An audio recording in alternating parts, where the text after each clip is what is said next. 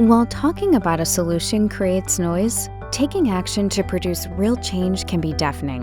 At Emerson, each facility is implementing targeted changes to our policies and manufacturing practices focused on the greening of our internal environmental performance. Beginning in 2020, the facilities that manufacture our solenoid and pneumatic, as well as our welding and cleaning technologies, launched global initiatives to identify opportunities and risks as a result of decarbonization. Since then, we've converted to refillable water bottles in all European sites, focused on printing locally and only when absolutely necessary, replaced printed manuals with online options, and shifted to laser marking of products.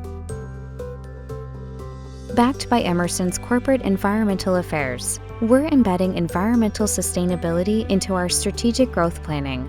We have a specific goal to reduce greenhouse gas emissions intensity by 20% across all major sites by 2028.